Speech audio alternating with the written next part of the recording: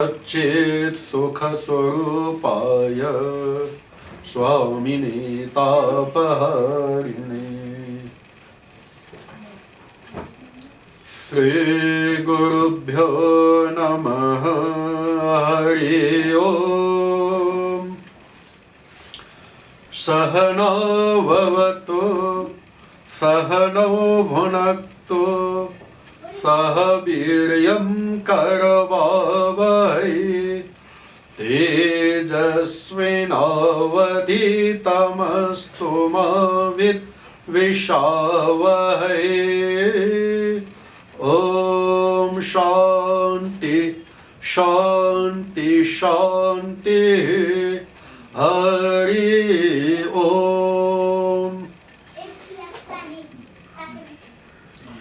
Om Asatoma Sadgamaya Tamasoma Jyotirgamaya Mrityorma Amritam Gamaya Om Shanti Shanti Shanti Hari Om. Friends, we are meeting almost after a month, having celebrated the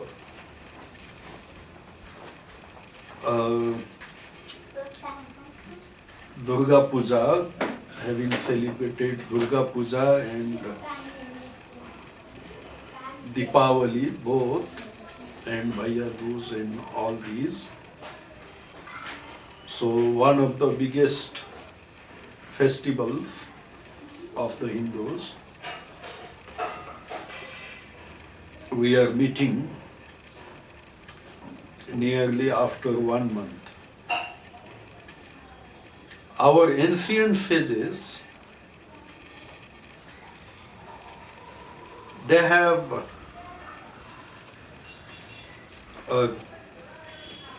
classified the months, 12 months, into such a way that whenever there is some leisure period, according to our Hindu ancient India or Nepal's tradition, like mostly our occupation and is cultivation and other things, and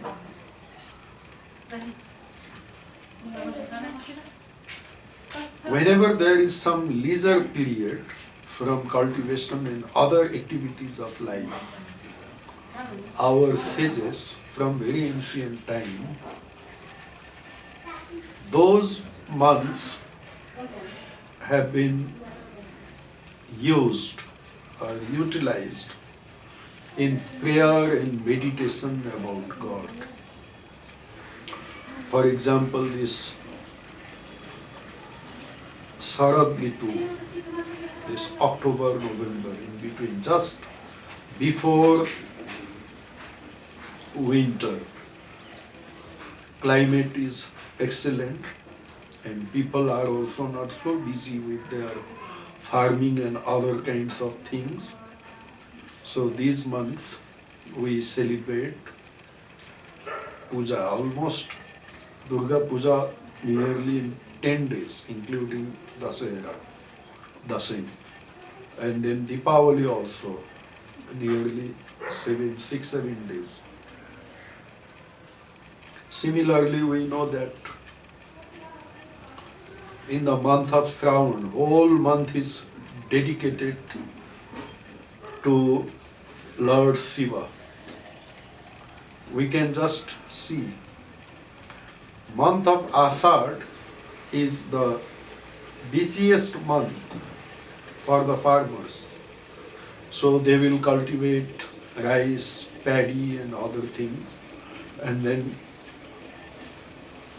all the main major farming work is over by the month of Ashad, and then the whole month of Shravan people are mostly free and it is a rainy season also.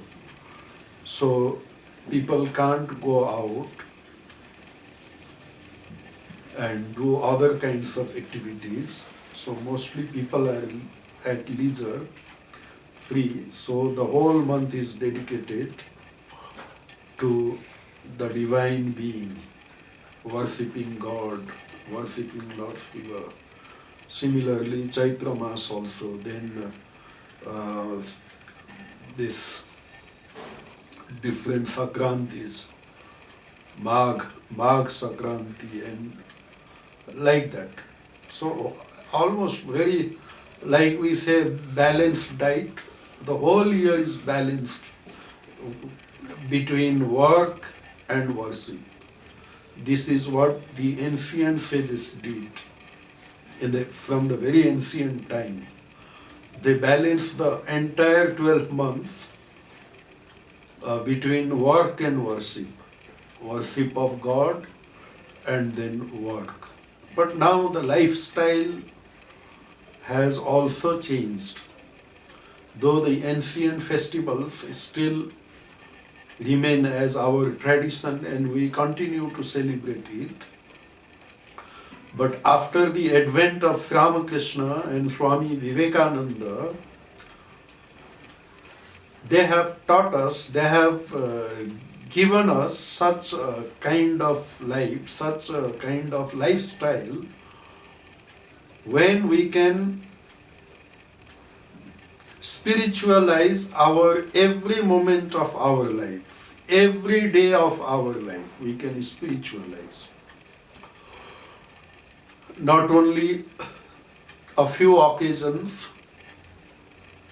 throughout the year, but our every moment, every day of our life can be spiritualized. So this is called spiritualizing our everyday life. So this Mula Mantra, how to spiritualize our everyday life.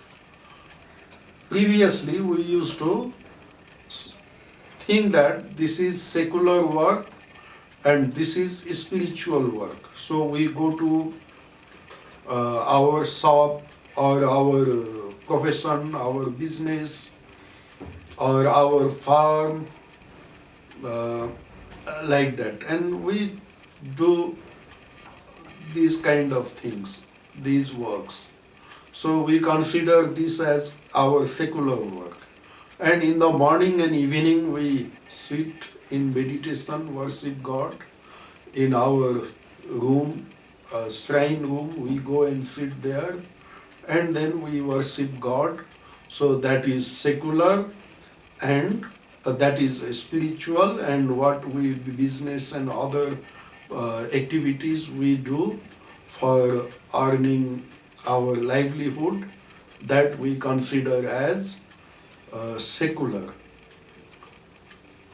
But Ramakrishna gave one Mula Mantra when he was talking in Dakshineshwar. He gave one Mula Mantra. I should say it is a Maha Mantra. Through that Maha Mantra, he taught us a kind of lifestyle. He gave us how to live a lifestyle where our every work become worship. Swamiji also says, work is worship. So, but this Swamiji's statement of work is worship originated at Dakshineshwar, and it originated from the deep realization of Sri Ramakrishna. So Sri Ramakrishna was teaching his followers there, those who have gathered at Dakshineshwar. He was teaching them, repeating the teachings of Chaitanya Mahaprabhu, one of the incarnations of God. And Chaitanya Mahaprabhu, what he said that you should have interest in the repetition of God's name. In Bengali, he said, Name Ruchi. That means name of God, when you repeat, you should repeat the name of God with love. You should have that attraction for the name of God and you should repeat it again and again. Continuously you should repeat it. You should repeat the name of God and you should have interest, taste in the name of God. You should have that taste in the name of God. Then Name Ruchi, then another word he said was Vaishnav Seva, because it came from the Vaishnava teachings. So Vaishnav Seva, Vaishnav means one who is a devotee of God. So according to Vaishnavism, we call Vaishnav, but when we generalize this word becomes Vaishnava Seva. Vaishnava means one, a person who has dedicated his life to the worship of God, to the realization of God, who has taken to the monastic way of life, completely dedicated. So those who are Vaishnavas or Fakir, Bhikshuk or whatever we say, to serve them in whatever way we can, that is also a great virtue. Repeating the name of God is a great virtue, and serving the devotee of God, especially the ones who have completely dedicated their life to God realization. So serving them also is a great virtue, and repeating the name of God also is a great virtue. And then next teaching was Jive Daya. That means you should be compassionate, you should show your kindness towards the creature, living creature. So, kindness towards creature. So, Jive Daya, Name Ruchi, Vaishnav Seva, Jive Daya. That means repetition of God's name, taste in the repetition of God's name, and serving the devotees of God, and then Jivedaya. As soon as Ramakrishna uttered this word, kindness to the creature, then he went into Samadhi.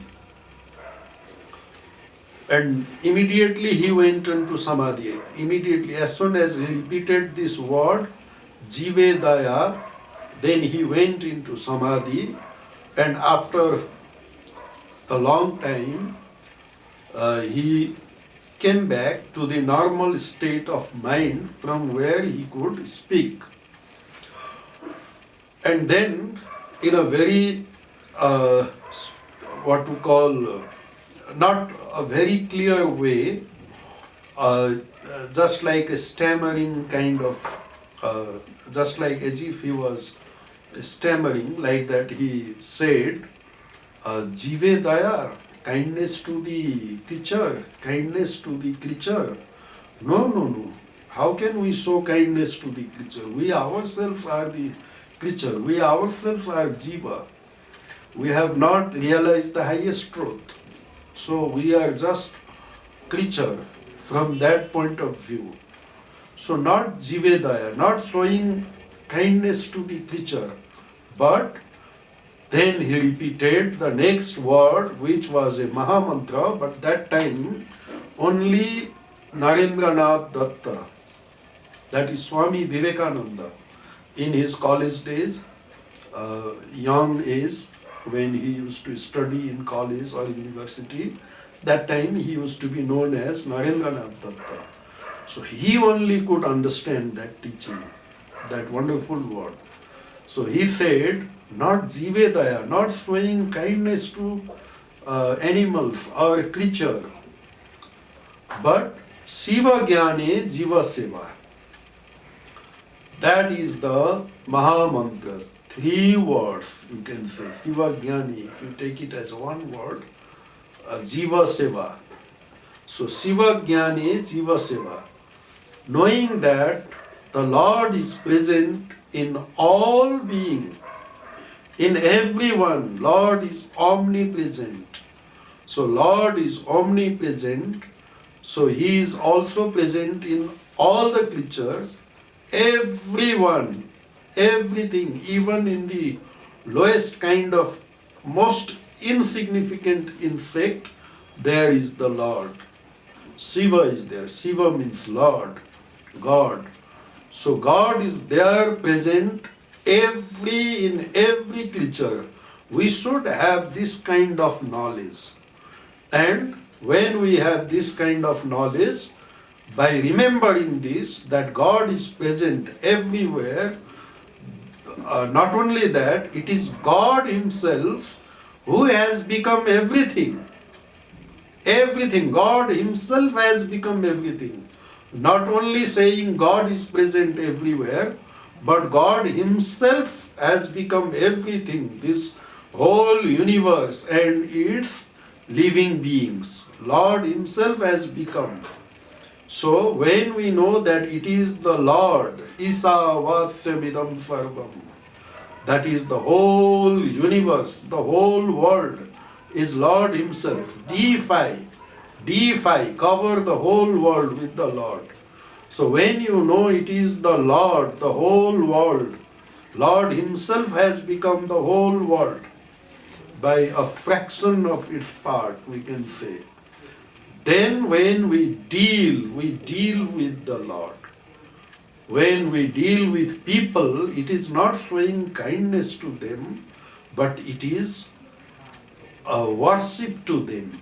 So we worship actually, not that every kind of worship does not need flower or other kinds of things, like flower and incense stick, like that is not required.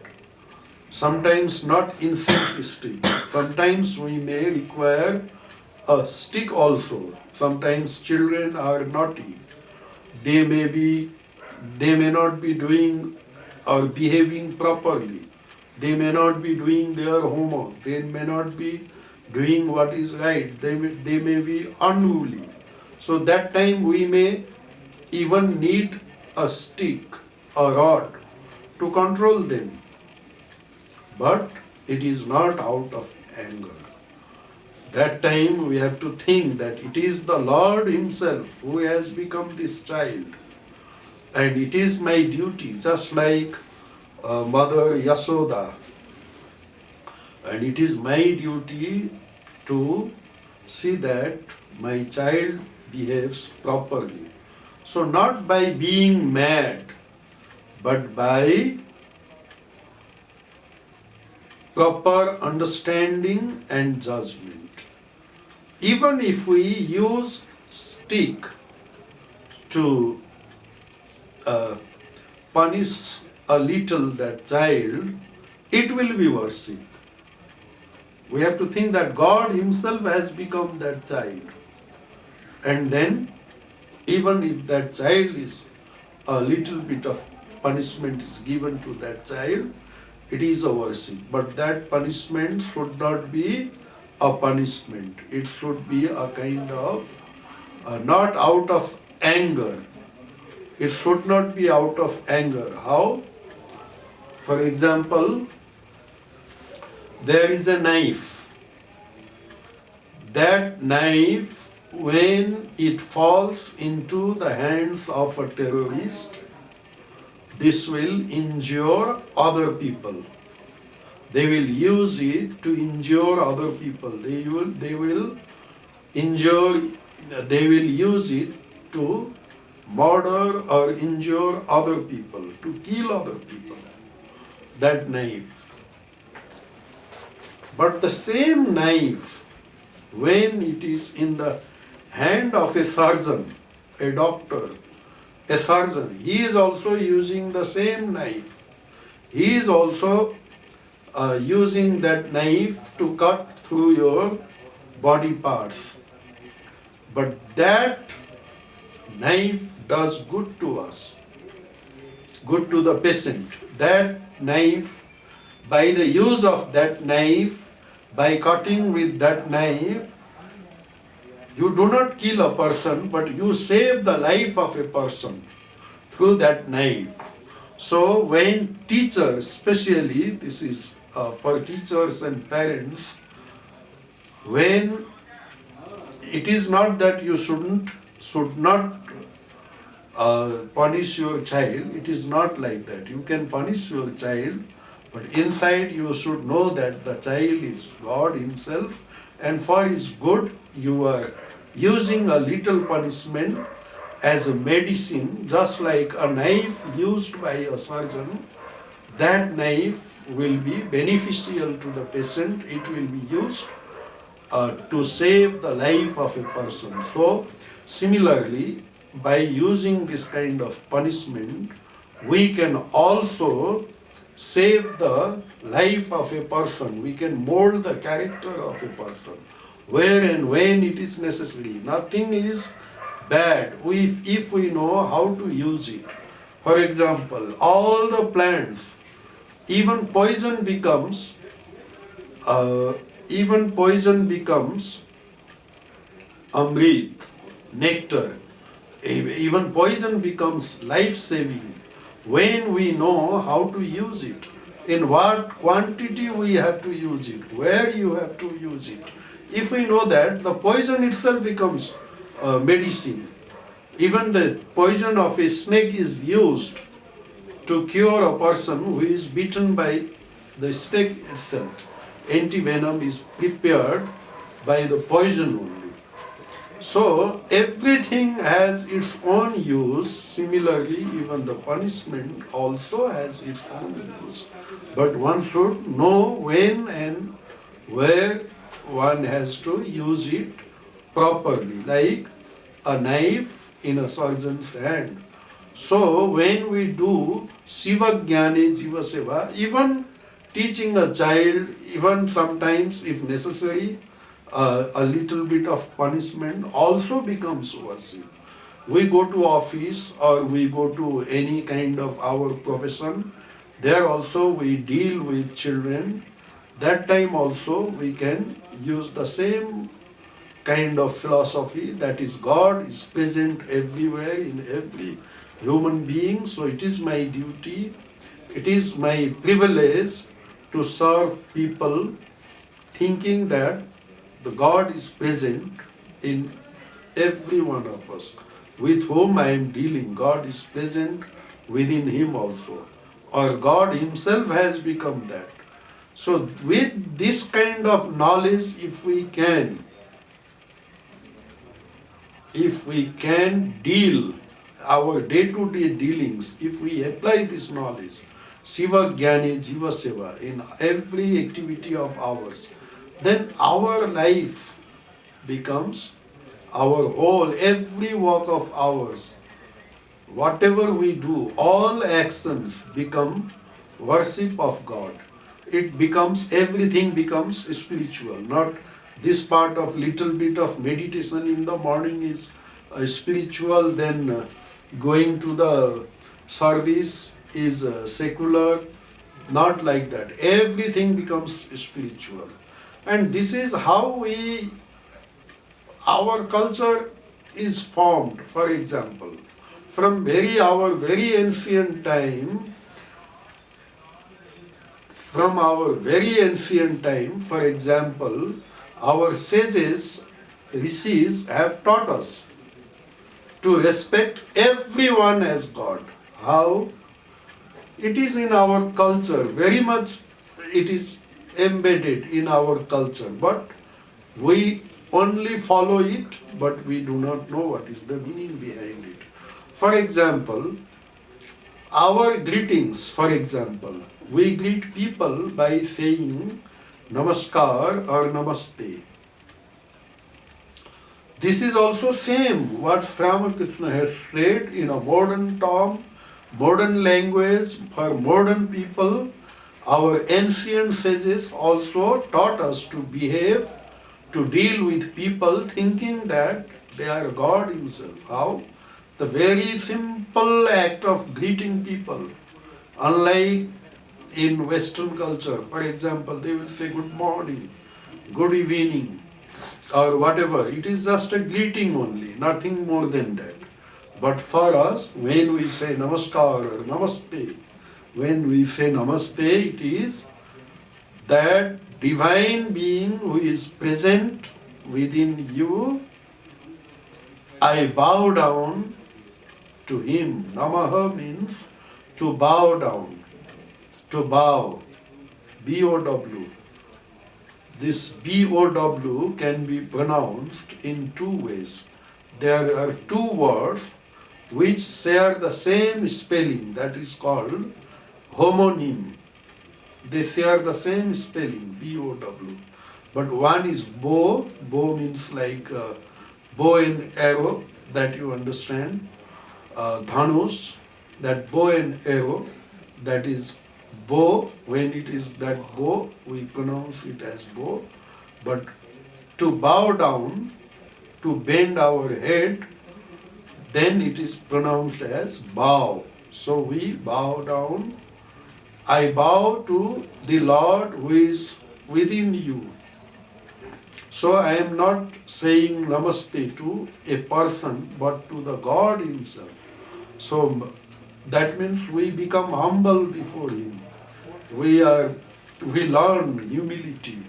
We become humble and we say namaskar or namaste. That is, the knowledge should be there that we are bowing down not to the person but to the Lord who is within you. So it is very much in our culture, but in modern time we forgot it. We did not know how to deal with people. Then Ramakrishna and Swamiji came and they taught us this Shiva Jnane Jiva Seva. That is, you should know that God is present everywhere in all being, and then you deal with him, then your dealing becomes worship of God. So that is what Swamiji also says, serve man as God. This is what Swamiji says. Wonderful teachings of Swamiji. This is my very favorite book. Swami Vivekananda, his call to the nation. I have distributed this book to many people. Here Swamiji says, where is that? So wonderful. He says, serve man as God.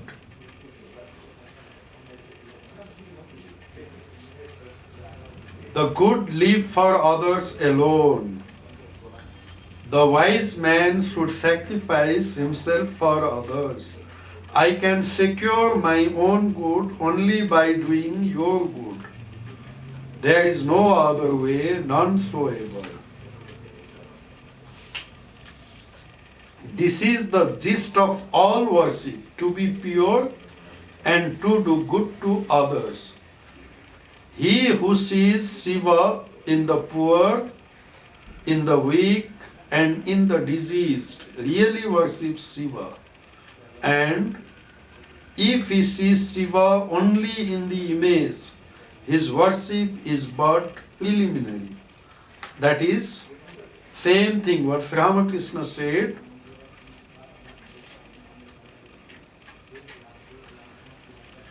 Shiva Jnane Jiva Seva, same thing Swamiji also is saying. This is the gist of all worship, to be pure and to do good to others. He who sees Shiva in the poor, in the weak and in the diseased really worships Shiva.